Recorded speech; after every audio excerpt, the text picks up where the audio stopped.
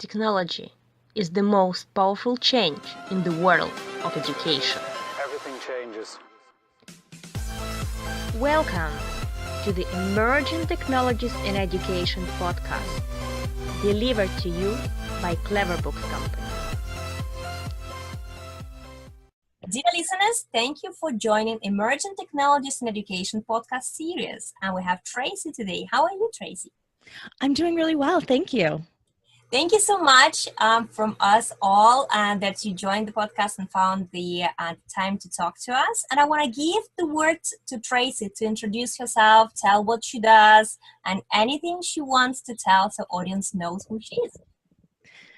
Well, thank you, Daria. I appreciate that. I am a designer, basically. I've been a designer for going on 26 years now. And I design mostly products for mass market retail, but I tend to do a lot of 3D printed designs.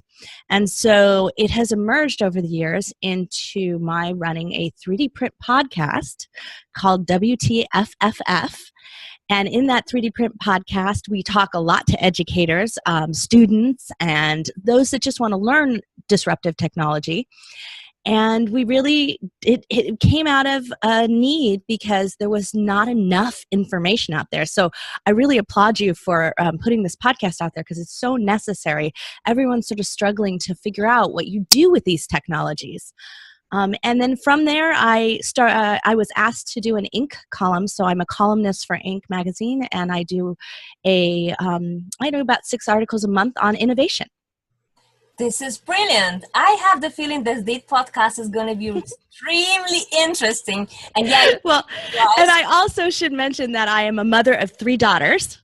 So I'm a parent with kids in school, although my oldest actually just graduated from college. So she's 22, and the 2 younger ones are 8 and 3. So it's on my mind about what they're being taught right now. So it's so important to be having this discussion about how technology is being handled in our schools. This is brilliant. Thank you so much for this brilliant introduction. And let's dig deeper then into what you have to say. So tell me first, how do you feel about using technology for educational purposes in general? And tell me if you're positive, negative, and why. So I'm really pro technology in general because I think that we have to make sure that our kids are, as adults, we don't have a fear of technology in any way, shape, or form. It's happening around us. We need to be comfortable with it in everything that we do. We need to be able to feel like we can master it and that it doesn't master us. And so it's extremely important to me to be very pro about that, because if we're negative about it, if we're scared about AI, and believe me, I've gotten in a lot of arguments with people about that, but if we're scared about all of these technologies that are coming about and we're afraid to try them, then we're not going to be able to understand what they can do for us and how we can further that and how we can make our lives easier, better, and do more with these technologies that are, for social good or for bettering the world around us. Oh, yeah, that's a brilliant answer. Love it. Absolutely. And, I like also the example when people are saying like, oh, I don't want to use technology and that's absolutely not my thing and so on. And then I say like, imagine like 10, 15 years ago, somebody will approach you and tell, you're going to have in your pocket a thing that this thing is going to help you to call people, text people, send pictures, and also you can carry it in your pocket and you will be able to take videos and all this stuff, and you also communicate through social media channels and so on and so forth. And then you will look at me and say, are you crazy? That will never going to happen in the next 10 years. It's going to happen maybe in 100 years from now. Well, I have a feeling that I'm older than you by a lot, because that was exactly how, I don't think that I don't think that even when I went into college that I imagined that I would be carrying around a phone that tiny or a camera that tiny. I don't think I imagined it, but that didn't mean that I was afraid of it or it wasn't welcome. And so I think that that's sort of the difference right there, that just because we can't imagine it doesn't mean we should be afraid of it. Absolutely. That's the point. It's like, exactly my father. I was the first in the family who bought the mobile phone, and everybody was looking at me and said, no, I don't want it. And now my father My father has even better mobile phone than I am. I understand that exactly. Yeah, so brilliant. Thanks, Emil. Now, I want to dig deeper now in a little bit more like educational trends, or maybe some specific technology that you think is going to be useful for the educational purposes, and maybe comment a little bit on why.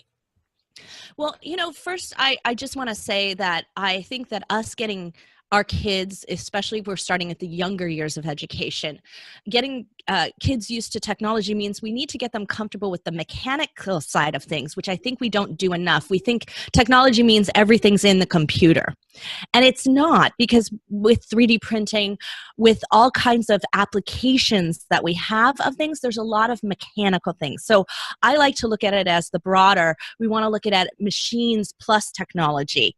And when we look at those two things together, now we can start really seeing what we can do with it and how it can be applied, and where it's going to take us as a generation, because we're looking at that younger generation. And so one of the things that I've done as a parent is I've taken my daughter, who's 8, and I've taken her to sewing classes, and I've taught her how to use a sewing machine, because it has a basics of making and construction, yet it doesn't have the intimidation yet, because she's not as comfortable in the computer.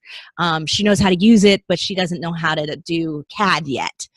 So it's kind of a precursor to getting that comfort level with things that break and things that might need to be rethreaded, or, you've got filament jams in your 3D printer. So I think about all those things, and I think that we sometimes hold ourselves back, and especially students do and teachers do, because they're so afraid of the technology getting hurt. And it is an absolute viable and real problem in schools that you have a machine, right? And you've got an IT management problem. But we have to get access, and we have to be able to let them take it apart and let it break and let it get put back together again, and let them understand that process from a mechanical side, because they learn just as much from that as they do from actually using the computer technology that goes along with it, or the software side of things.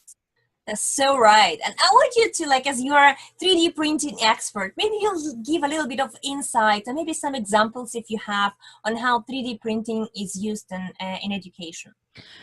So we've done well over 500 episodes on our podcast for the last 3 years, and we cover education, I would say, about a fifth of the time. So there's probably 100 episodes about education and how educators are using it, about how you can manage it within the school, about just getting people energized, projects you can do. And, over the years, what I really see is an absolute struggle for the educator themselves, for the teachers, to either get it in the school to begin with. So that's a pull, and they have to pull really hard to bring it into the school. But then once they get it into the school, it's a logistical nightmare for them. And so I've seen over the 3 years, thank goodness, that the 3D printer companies have gotten wise to that, and the filament companies, and they've started to structure maintenance packages and service applications and just quick calls that you can make as an educator to solve a problem. And that is just so important to have in the scope of things. And when we have these wonderful disruptive and emerging technologies and we want to get them to our schools, one of the main things we really have to do is we have to make it easy for them to put it in there. And we don't do that first. We do that last. And that's kind of an unfortunate slow growth part. And so it means that we have a few educators out there who are really pulling hard or really have lots of skills and able to get it, but then it doesn't serve the curriculum as well as it should, because they spent all this time fighting for it, getting it in, and then now protecting the one printer that they have from their, from getting damaged. And so that's just, that's really where I see the approach of it is a problem. It's not the technology itself. It's not even the application of that technology.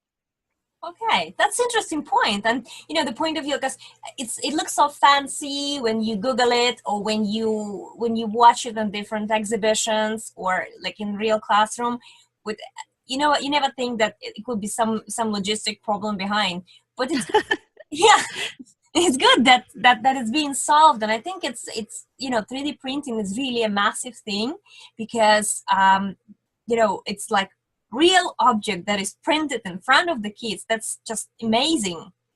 Well, and and this is the thing, is like whether I talk to new design firms, or I just did a panel in Hollywood, and they were talking about how it's changed the production of movies and the entertainment process, and how they make things. And actually, the interesting part is it's brought a lot more of the art back into it, because it's less about this just sort of fantasy world and more about you now build this, you look at it and you go, wow, that's really not as realistic as it could be. Let me go and do that again.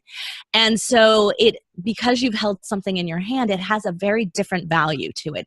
It has a different, it makes things more real and more tangible, and our brain believes it more. And so because of that, it means we also can be more innovative and more creative. And it allows us to actually do more artistic things than we would be surprised that you're surprised that you do by producing this.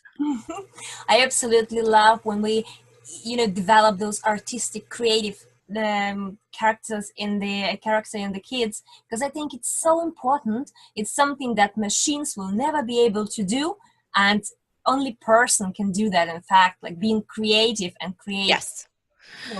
That's amazing. And I think that 3D printing is also one of the ways to do that.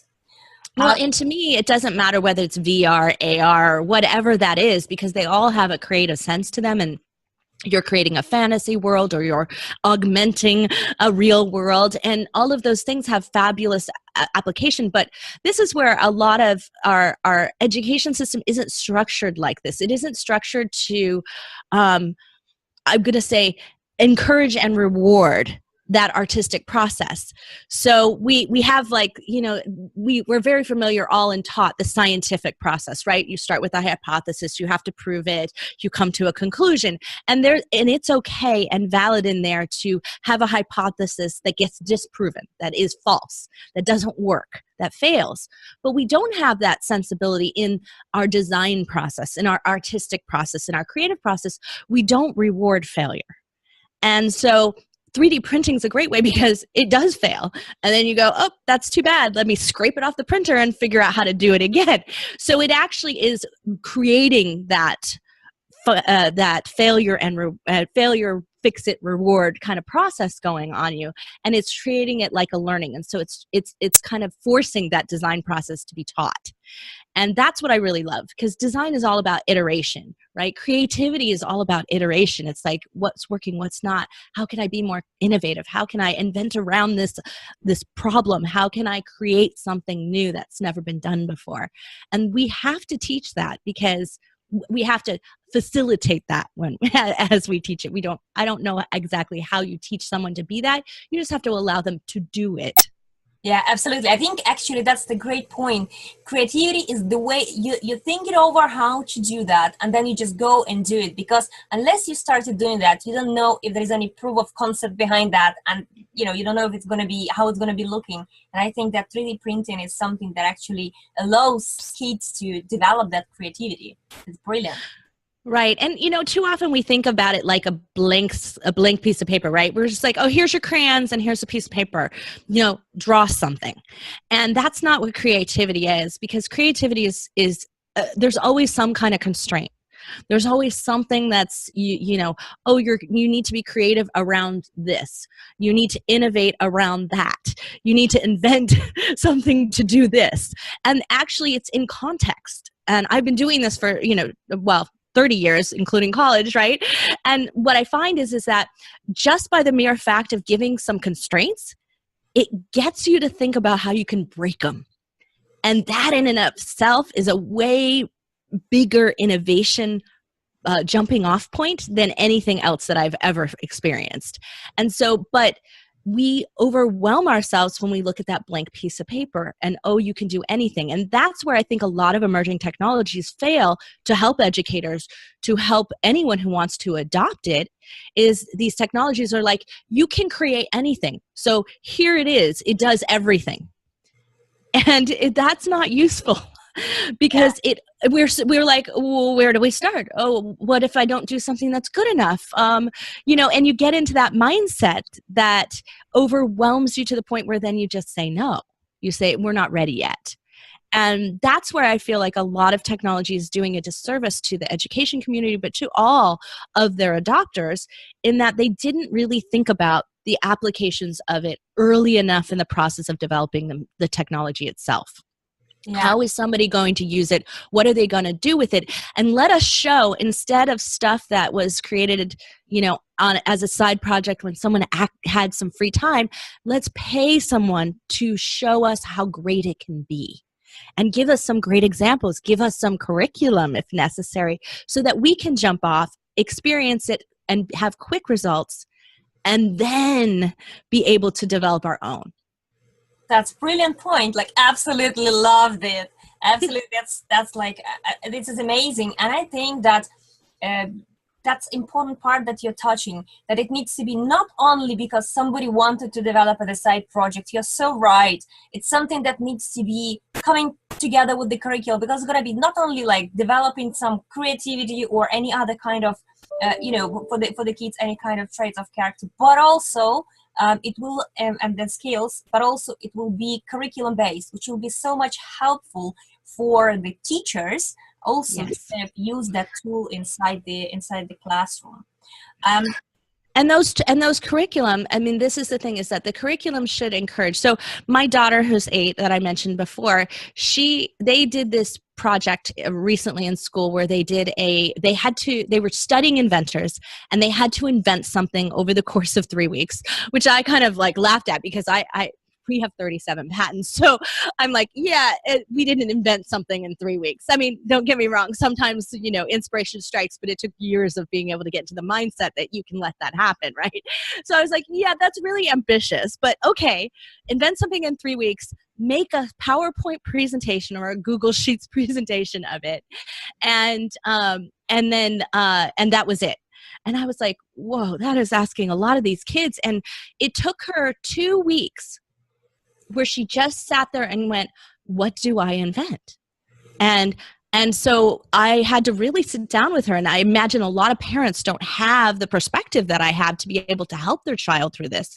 But to sit there and go, well, you need, invention is solving a problem. So what problems do you have? Because you know what, solving world peace and hunger and all of those things are really good, but you're 8. Let's solve something local. Let's solve something that you personally understand. And so we sat down and she started thinking about things, and eventually she came up with this fabulous idea on her own that she would invent a helmet that didn't that you could put your ponytails through, so that it didn't damage your hair and you could have good hair when you got to school. And she called it the Good Hair Helmet. And I loved it. And what I was so disappointed in, though, was that when I got back, when she was so proud of herself, she built this beautiful presentation. She had a demo. She showed what a bad helmet looks like, and she had all this, and she had worked so hard on it. And when she came home, she got this this matrix of grading that said basically, oh, her slides were beautiful, her invention idea was good, and she just didn't speak loud enough. And so her grade didn't reflect a reward for taking a risk on an idea. And that's the part that frustrated me. And I looked at her and I said, as far as I'm concerned, you got an A++, because you came up with something that took you you put a lot of work and effort into figuring it out. And when you did, it was personal and it was right. And you're right, it would have helped a bunch of girls out there. So you did something great, even if your execution of it wasn't 100%. Yeah. And so we got to reward that more. Oh, that's brilliant. I think it's a lovely example, because, even if the execution is not perfect 100%, it's just the first time, but then you can modify it and do it better. And if you want, well, and that's what I told her. I was like, from here, it's not done. This is where the work starts in invention, and this is what we all need to remember. The innovation, this technology, these things didn't come about because someone had this flash of a great idea. They had a great idea and they had to put a lot of work to make it happen. So us teaching you all the process of making something happen, building a business around something, getting the skills that you need to negotiate with people, to get buy-in, to do presentations, that's important. But all of those things are as important in this world as the flash of idea. But when we don't allow that creativity to be rewarded as well, then we start to shut it down quickly. Yeah. And that we don't want to have happen in our education system either. We want to encourage that. Yeah, absolutely. Then a question to you, the last one, and the most challenging, I would say. Like me and you, there were people who are totally into using technology for education at the right time, right place, and preferably curriculum based, and develop the creativity in kids and enhance the teacher's skills as well. But sometimes we meet the people who say like, no, I don't want to use technology in education. I think old-fashioned methods are the best, and no way. How do you approach these people? So the thing is that I think, first off, I think you can't discount their point. So I went to college and I actually have a textile design degree. And if you look at a Jacquard loom, and the way that I learned it, I actually had to punch my own cards, which is a primitive version of a computer, right? I had to punch my own cards for which thread went up and which thread went down and all of those things. So I learned the mechanics of what happens in the computer, but I learned it by mechanically doing it. There's nothing wrong with that, but if that's it, then we aren't accelerating from the process from there. So it's great to learn the basics, the principles of something, the mechanics of something.